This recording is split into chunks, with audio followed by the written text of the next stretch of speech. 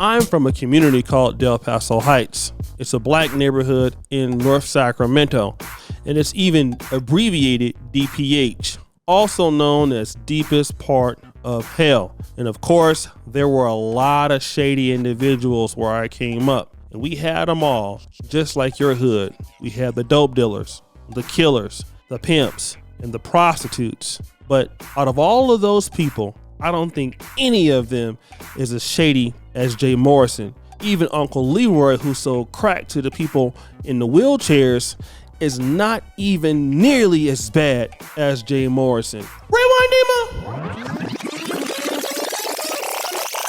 Demo! Brother Julian Gordon just keeps dropping receipts, and I had a chance to talk to the brother on email the other day. Shout out to him. If you haven't subscribed to his channel, check him out. He seems like a really legit, honest guy. But it seems that Julian Gordon has done some research against Mr. Jay Morrison. But wait, stop the show. Who was Julian Gordon again? Rewind, Demo! Tonight's live stream, we want to interview and edify King Julian, who's going to be hopping in. King Julian, you know, outside the management company, has invested the most of anyone in the Tulsa real estate fund. I hear noise. There he goes. We good. You hear me? Peace, King. I hear you well. How are you? What's good, man? I am under the weather, but still feeling great. How about you? Yeah, I'm good, man. We wish you health. Health is wealth, right? Absolutely. Absolutely. So, yeah, man, that's where it starts. So a pleasure to be on with you. I want to open up like this. I'm going to allow you to introduce yourself, talk about your companies, talk about your experiences. I'll be interviewing you. As you see, Julian Gordon was at one point the highest investor in the Tulsa real estate fund, making a whopping $40,000 contribution to the fund. And at that time, a lot of black people, including himself, were very, very, very optimistic of this fund doing very well. But unfortunately, that is not what happened. With people like Boyce Watkins leading black people down the wrong path and other people investing in the fund, it turned into literal destruction, losing almost all the fundraisers' cash. But wait, there's more. There were allegations made that Mr. Jay Morrison purchased 2 homes in the name of the Tulsa Real Estate Fund, only to give those homes to himself by transferring the deeds of the homes into his own personal name. Let's check out what Julian Gordon had to say about that, and we'll come back. Since the last SEC investigation, we have evidence that Jay Morrison has misappropriated funds, violating his fiduciary duty to investors by, 1, this is unbelievable, buying his personal residence at 3900 DeMooney Road in South Fulton, Georgia, 30349, masked through anonymous LLCs. 2, refinancing his own investment properties and having certain fees and penalties forgiven that benefit him and not the actual fund or investors. As investors, we want the fund to cease operations, liquidate all assets, and return to us 20% of our initial investment so that we don't end up with 0%. The purpose of this video is to show investors the actual evidence. You're going to see a lot of visuals in this particular talk.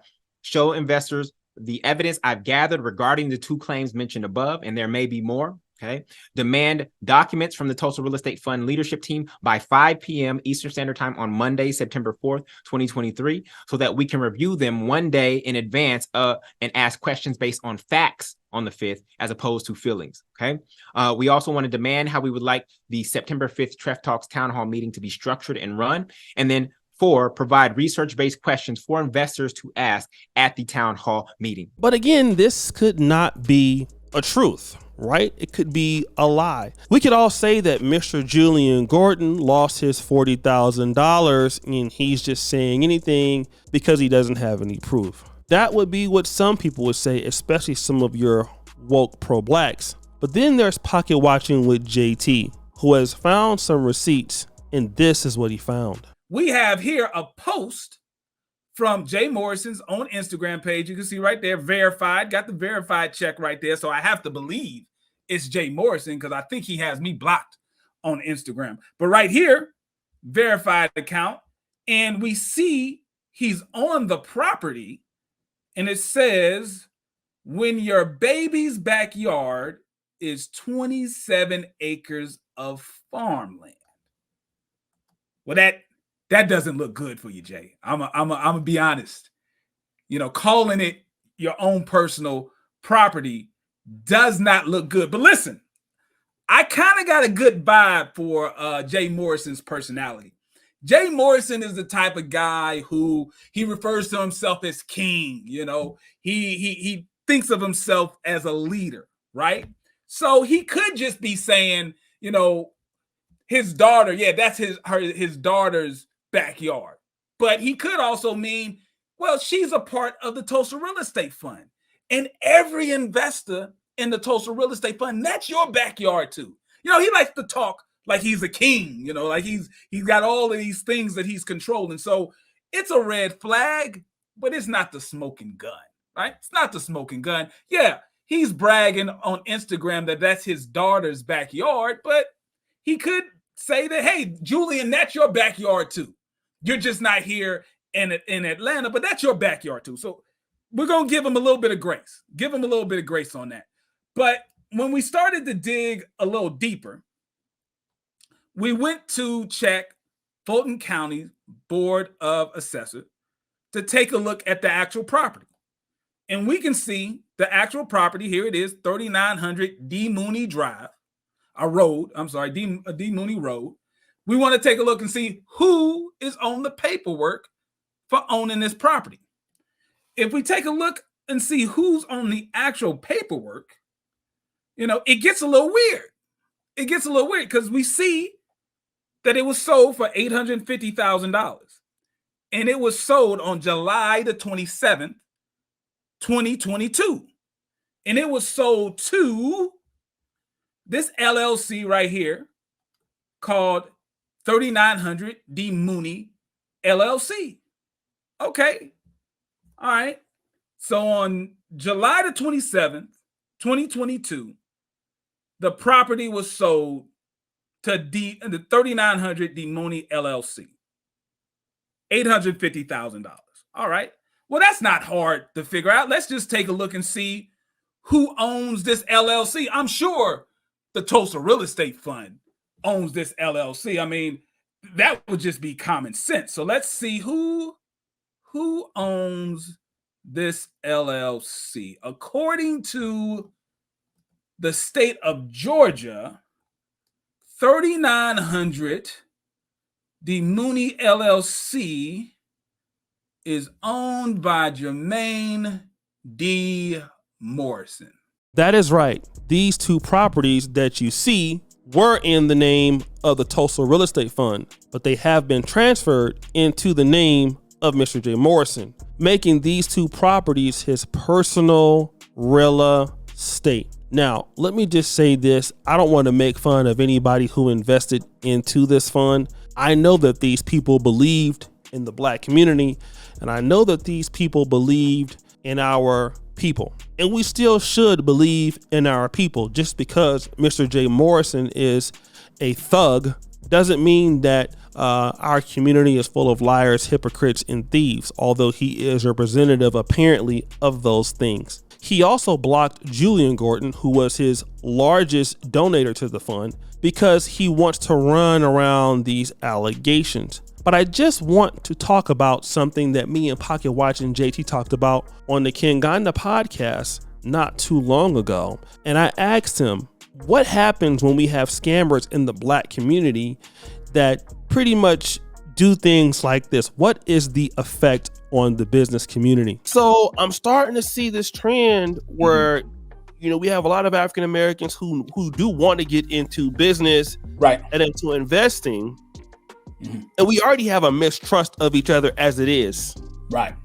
What does this do for the culture of the future of Black business collaboration and investing with African Americans with each other? And what kind of stain does this put on the community of the Black investment in the Black business community in America? Where does this leave us as a community? Well, yes, we're going to take a blow, right? Some people are going to see this and say, man, I'm not messing with any of you Negroes.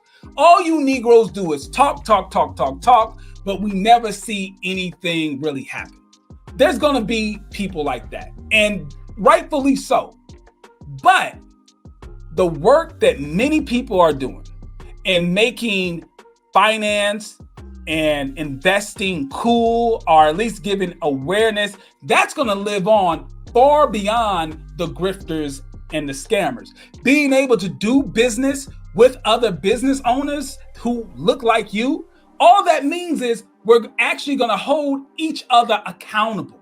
That's all that I'm asking for. That's all that, Yvette Cornell, Tone Talks, Eli, even Tony the Closer, we're asking people, listen, it's okay to work with other Black creators and business owners.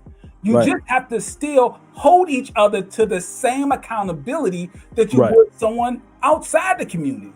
If you wouldn't let a 3-time felon, high school dropout who's Asian or white manage your money, you don't do the same thing for a Black man, right? And you see, that is just it. You see, let me just deal with this. And I know that some of the people don't really like that, and that's a problem for some people. But, I just want to talk about this if I can. In the Black community, we have a lot of talented people, a lot of good people, a lot of great people, people who care, people who will support you, and people who you can make long-standing relationships, friendships, and business partnerships with. That happens all over the Black world, and we are no different than anybody else.